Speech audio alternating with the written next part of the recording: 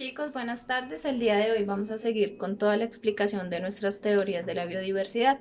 La clase pasada explicamos lo que fue nuestra teoría fijista, creacionista y realizamos una apertura acerca de lo que es la teoría evolucionista. Recordando un poquito esta teoría, es la teoría que ya cree y considera que las cosas que se originaron en un principio han obtenido un cambio gradual para lo que son hoy en día o en la actualidad. Entonces, dentro de nuestras teorías evolucionistas, la primera tiene que ver con el lamarquismo, ¿cierto? Entonces, como su nombre lo dice, esta teoría lamarquista fue postulada por un científico denominado Jean-Baptiste, ¿cierto? De Monnet, más conocido como Lamarck.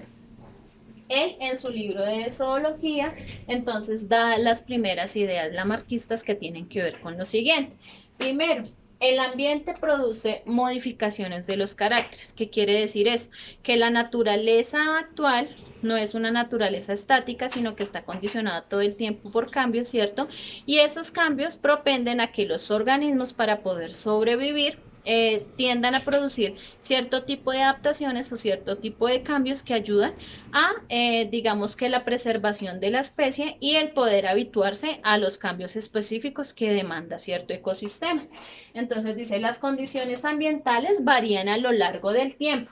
Estos cambios exigen una adaptación al medio, que se realiza mediante la adquisición de nuevos hábitos. Entonces, Lamarck, dentro de su postulado, dice que como el ambiente no es estático, sino todo el tiempo está cambiando, por ende, esos cambios, digamos que presionan a que las especies también deban adaptar cambios para lograr sobrevivir en dichos ambientes.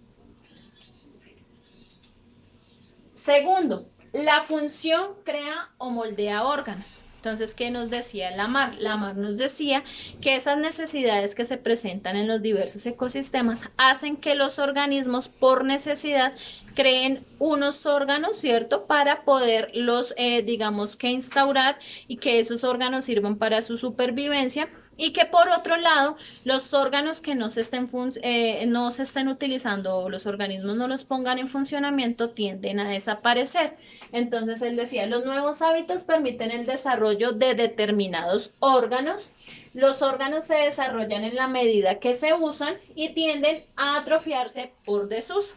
Entonces él decía que los órganos que las especies con más frecuencia utilizan, ¿cierto? Son los que permanecen y los órganos que en algún momento no se utilizan tienden a desaparecer. Es lo que dice él, que los órganos que nosotros tenemos es porque los utilizamos con mucha frecuencia y que los órganos que en algún momento de nuestra evolución no lleguen a ser utilizados, nuestras generaciones van a tender a no presentarlos. Vamos a dar un ejemplo de eso, se llaman órganos vestigiales, que nuestra descendencia o nuestras futuras generaciones no lo van a presentar.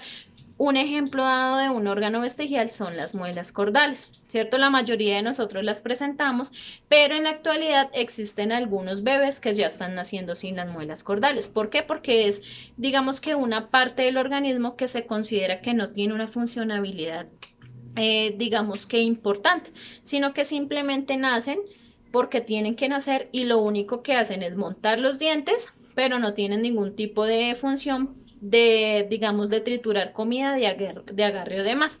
A eso se le denomina órgano vestigial. Tercero, los caracteres adquiridos se heredan, ¿cierto? Estas modificaciones indicadas por el ambiente son transferidas hereditariamente a la descendencia. Lamarck piensa que la necesidad crea el órgano de forma que esa necesidad produzca cambios evolutivos. Una vez aparecen los cambios, los hijos las heredan. Entonces, en resumidas cuentas, lo que nos dice Lamarck es que todos los organismos adquieren los órganos por necesidades específicas del ambiente, ¿cierto? Y esos órganos que producen los organismos son órganos que, si se utilizan mucho, pueden ser heredados a las siguientes generaciones, pero que si son órganos que se tienen y no se están utilizando, entonces nuestras futuras generaciones no los van a presentar.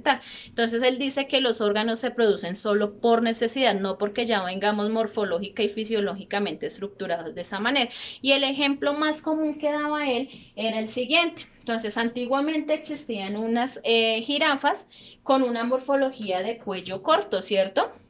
Y él, dentro de su principio, entonces lo que nos dice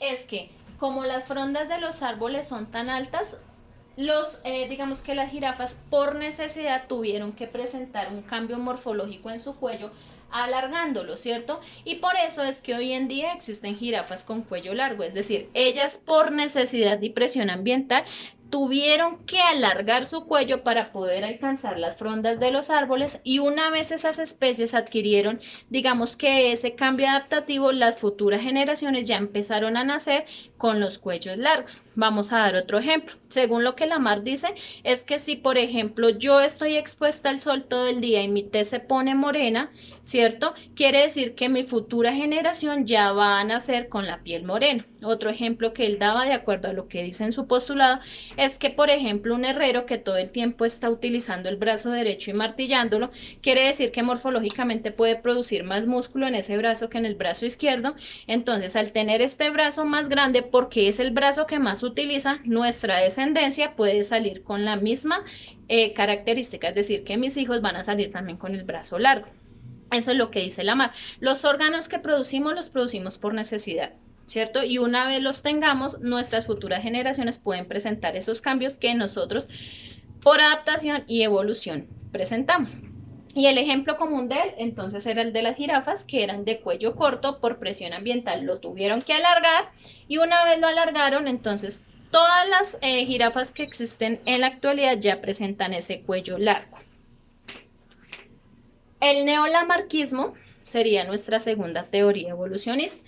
¿Qué dice el neolamarquismo? Entonces el neolamarquismo es del siglo XX y busca, digamos que profundizar lo que decía Lamarck. Lamarck solo decía que por uso y desuso aparecen los órganos. Lo que se usa aparece y lo que no se usa desaparece, ¿cierto?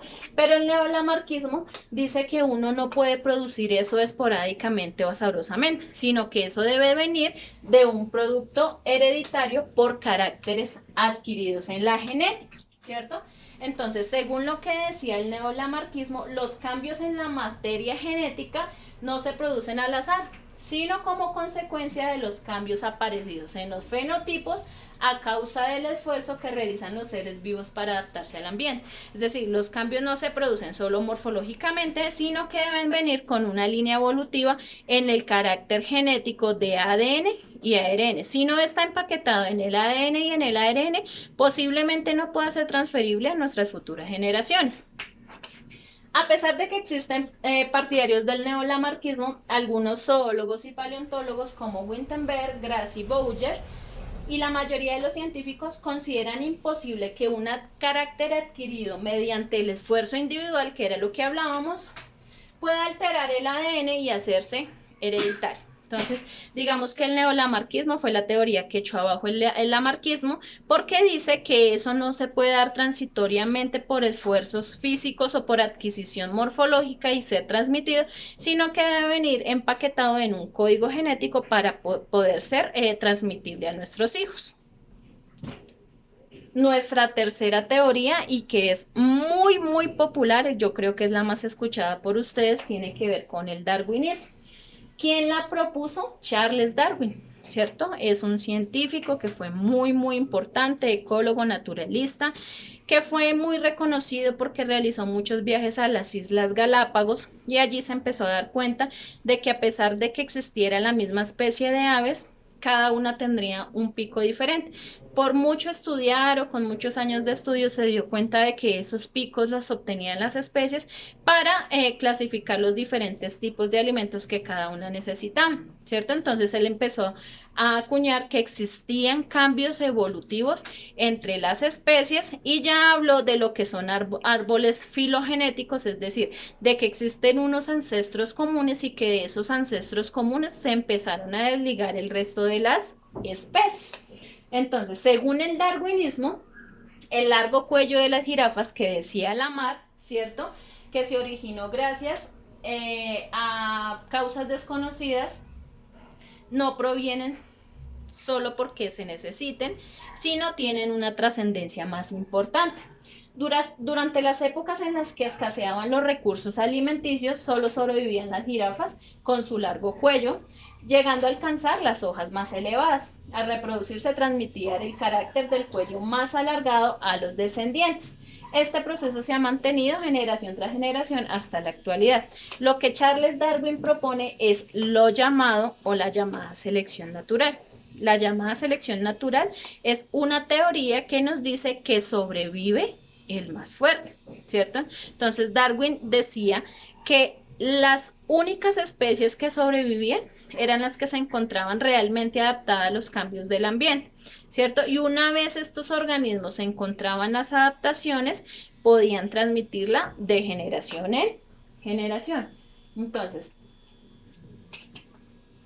el darwinismo nos dice, la mayoría de las especies tienen un gran número de descendientes. Entonces, lo primero que él acuñaba era lo siguiente: los recursos que existen en la naturaleza son mucho menos que la cantidad de organismos que se presentan, ¿cierto? Entonces, al haber muchos más organismos y mucho menos recursos, probablemente estos organismos no van a alcanzar a suministrar o todos a sobrevivir, ¿cierto? Porque los recursos no van a alcanzar para todos los individuos. Entonces, el primer postulado de la selección natural dice, la naturaleza tiene exponencialmente más individuos y los recursos son mucho menos de los individuos que existen en la naturaleza.